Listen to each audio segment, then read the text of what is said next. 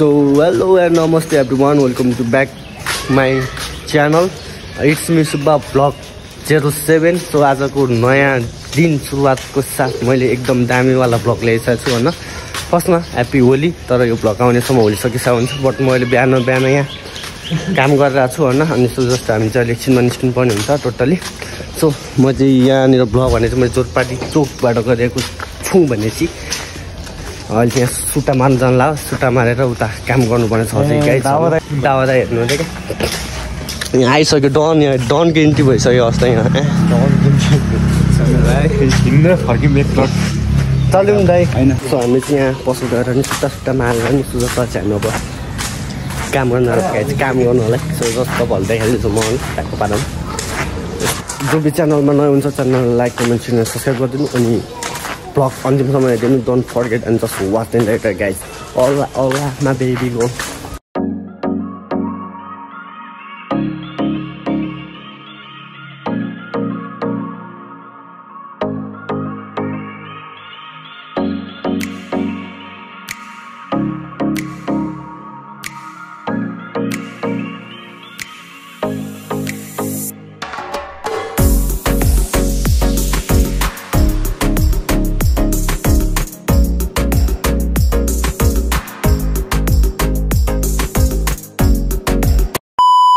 Guys म चाहिँ कुकम्यान हो यहाँको।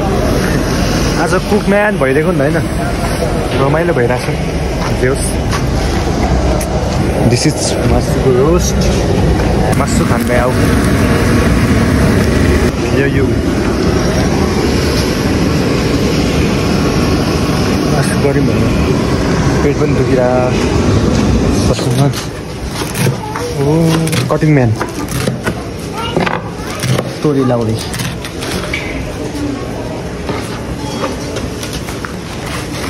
छोड न ल्याम पारेर। अनि welcome to my YouTube channel. हामी बोल्दिनँ। सो गाइस हामी बारम अचार मिसिरहेको होइन, मोलिरहेको होइन।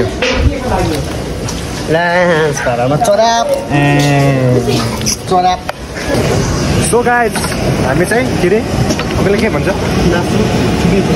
कस्तो मासु हो, चिकन रस नाम हुँदैन कि एउटा केही पनि आउँदैन यो मासुलाई।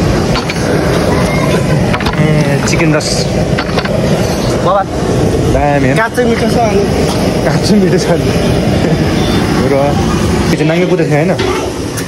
त्यो चाहिँ रातभरि नाङ्गे कुदाएको थियो हो तर लास लाग्दैन। मिनु खानु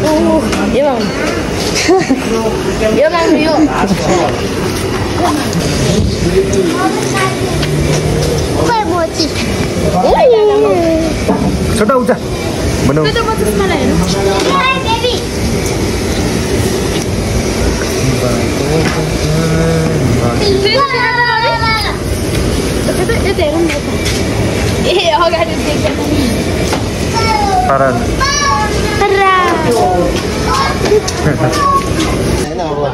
के अरे तिम्रो नाम परिचय पाम यताले न म पनि अलिकति बेर खाम। सो गाइस त्यहाँनिर चाहिँ टक्क लगाएर खानाको लागि रेडी हुँदैछ है दामी पारामा। यहाँदेखि तपाईँको खाना हो यहाँदेखि जुत्तासम्म खानाको लागि छ। यहाँबाट यस्तो दामी पारामा एकदम दामी खालको गाई चाहिँ यस्तो दामी टाइपमा छ आजको रेस्टुरेन्ट हियर। देख्न सक्नुहुन्छ तपाईँहरूले।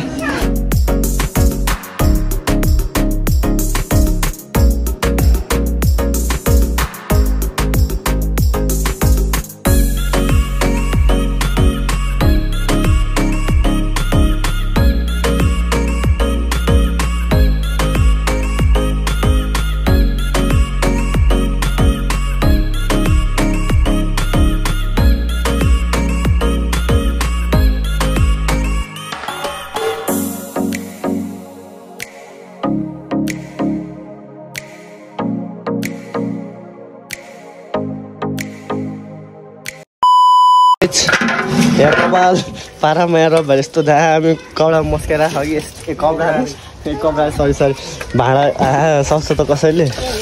अनि भाइ के फिराइरहेको छ भन्दा एकदम मस्त यस्तो दामी पारामा छौँ है गाइस। आज पार्टी साथी सकेर होइन गाइस हामी चाहिँ अब यहाँ भाँडा मस्केर हो चट्ट पारामा झट्ट पारामा एकदम दामी पारामा यहाँ हाम्रो होली चाहिँ बबाल भएका छ भाँडामा सबजना एकदम दामी पारामा खाने। अब यो धुनु न यो साइड लाउनु यिनीहरू यो ठुलो धुनु पर्यो क्या। ल अब यो ठुलो मस्काउनु त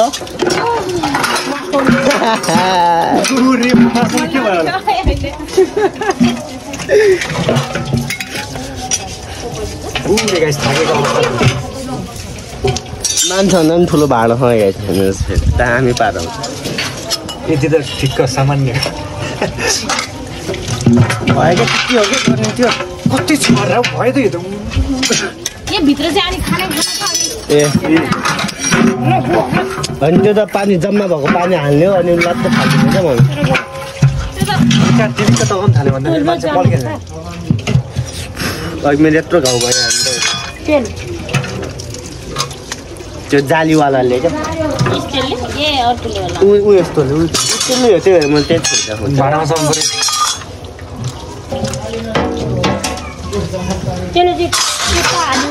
के छ बाङबुङ हान्ने बिस्तारै त हात काटेर मेरो पनि यस्तो छाडेर आएको मेरो त त्यही होइन। अनि तपाईँ कहाँ जानु भएको नि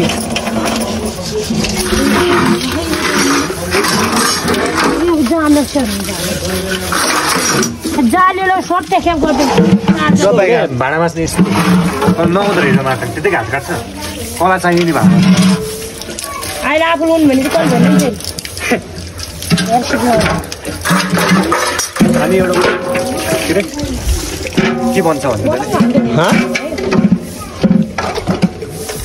सो गाइस आज यस्तो बवाल दामी रमाइलो भइरहेको छ कि एकदम अति उयो थाल मास्न त्यो अनि फेरि त्यो स्यालेरी कटाउँछ नि मैले फेरि अहिले छिटो स्यालेरी कति हो भन्दा होइन मम्मी तपाईँले एउटा कुरा हो हिजो हामीले त्यो किचन हेल्पर मगाउँदाखेरि हामीले 1500 भन्यो होइन यहाँनिर क्या कुकलाई 3000 हेल्परलाई 1500 अरे अनि मायाकुरी हामी पनि पहिला म पनि गाउँ नि त अनि हामीले त नि 700 रुपियाँ दिन्थ्यो क्या मायाकुरीहरूले त त्यो अति स्क्याम भएन त्यो अनि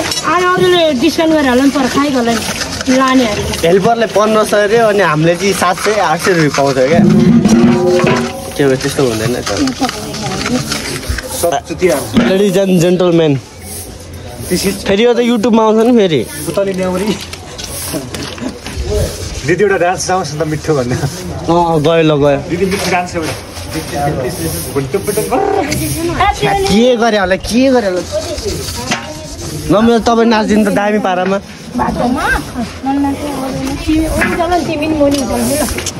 ल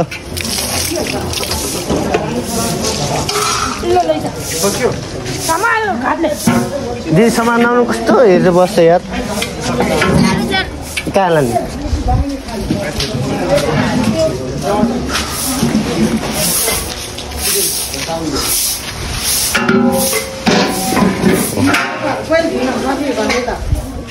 दामी भाइब चल्दैछ